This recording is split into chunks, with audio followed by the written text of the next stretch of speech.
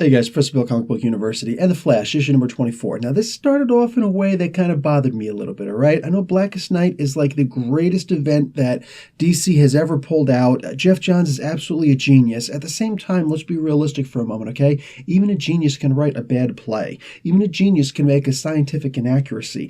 And even a genius can write something into a story or add something into a story or allow something into a story that probably shouldn't have been there, okay? I like the idea that Barry Allen was the Blue Lantern. It was cute, but let's be realistic, okay? I don't want to keep on hearing about the Speed Force or Barry or the Flash or anything like that being about hope. They're not about hope. I don't know what this whole hope thing is, okay? If anybody in the entire DC universe represents hope, it's Superman. Always has been, always will be. Don't want to hear about Barry Allen being hope. I don't want to see more stuff, more nonsense about the Speed Force is hope. Shut up. The Speed Force is not hope, okay? The Speed Force is not hope. It's a ridiculously fast dimension that is created by Barry Allen, and no, I don't want to hear about that nonsense anymore. So anyway, that aside, seriously, like, I read that and I'm so tired of some of the campy tropes that they're constantly doing. I remember when I first started rereading this series again, I said, I don't want to see anything more about it. I just have to run a little bit faster and stuff like. I don't want to see the campy tropes that they always do to remind people about back when The Flash was like the best read ever. No, make The Flash the best read ever constantly. Don't keep on referring back to storylines from, oh my God, like 10 years ago? So no. In the meantime, the comic did pick up a lot. Okay, seeing how Barry was able to defeat Multiplex was actually pretty cool. All right, it was pretty cool because, like, in my mind, I'm thinking Green Lantern and the Flash together. Come on, two of the most powerful characters in the entire DC universe, easily on the planet Earth. Okay, like if Superman and Wonder Woman got put out of commission, the Flash and Green Lantern would probably be the two characters mostly who would pick up all the slack. You know, I'm just saying. So, you know, seeing a fairly normal human who's able to multiply himself many times, I thought, come on, man, this should be a pretty easy thing. But seeing him able to fix everything in just a second and the way that he did it, it brought me back to, you know, how much I love all the different little things that the Flash can do. That when you think about it, damn, that's really cool. So, yeah, that was very enjoyable. And that literally, just that alone brought me right back into the comic full swing. And seeing these two guys together, I don't know why Green Arrow was ever connected with the Green Lantern. And like, I get the purpose back in the day, but no, it was always Green Lantern and the Flash. And seeing them sitting like in the sky above, Multiplex being arrested. Oh, and Black Hole being there. That was, wonder what they're going to do with that. Genuinely, I can't wait to see what they're going to do with that.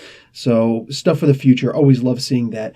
But seeing the Green Lantern and Flash way above the crime scene, so to speak, sitting down in a makeshift bar, just Flash is talking about his troubles, that was great. That was great. And you know what? It's one of those things where if you're just reading the comic or whatever, you're not going to realize just how really cool that is. But that was a genuinely very cool scene. And the conversation itself, that is so them. that is so them. That's Hal and Barry, man. So all of this happening, then him going home to find out that the Reverse Flash was there. Oh, man. And if anything was going to suck you deep into this comic, it was this. It was this. Holy crap. Kid Flash just got wrecked. Like, just, I'm talking, forget about it, like a huge train wreck and so. No, this was worse, man. The idea of breaking your leg, it reforming, and then breaking your leg as it's reforming. Like, it's not going to heal properly. So what, is he going to run with a limp now? Here's the deal. If they actually make this a permanent part of the story, something that at least affects him for a long time until he gets some kind of a fix, that would be very cool. I like it when a comic, out of nowhere seemingly, gives some long-lasting effect. Not that I want poor Kid Flash to be crippled forever, but, you know, he did put up a pretty good fight for who he is. You know what I'm saying? Like, he's not a particularly, you know, you're not going to go up against frickin' Thrawn and just kick his butt. Okay, the idea that he actually held his own for a little while was cool. Again, Iris ticked me off. It's like when a superhero, I don't care if it's your brother, I don't care if it's your mommy, I don't care if it's your kid, tells you run, be smart, run, because it's only going to help. You're only going to make the situation worse because somebody's going to capture you, and then the hero's going to be kind of paralyzed, like, oh, can't do anything now because you're going to get no. Be smart, get out of there. Okay, just advice for all people, all people. So done.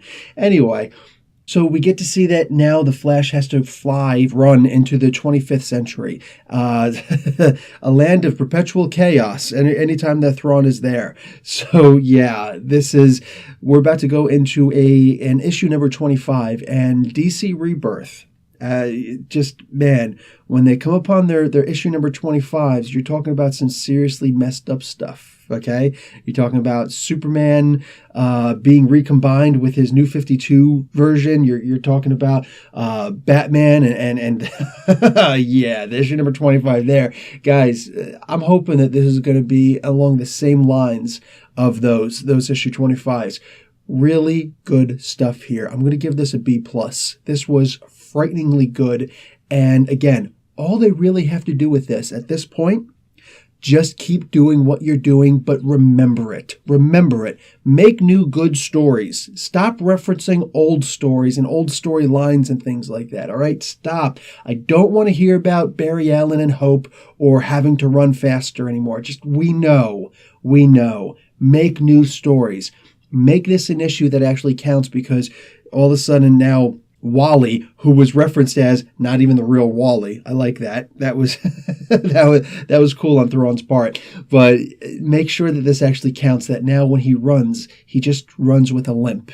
So, yeah, you don't even have to really affect his speed that much. Not noticeable, except to another Flash. Just things like that. That's what I really want to see in this. Make new, really good stories. All right, guys. Professor Bill, Comic Book University. Class dismissed.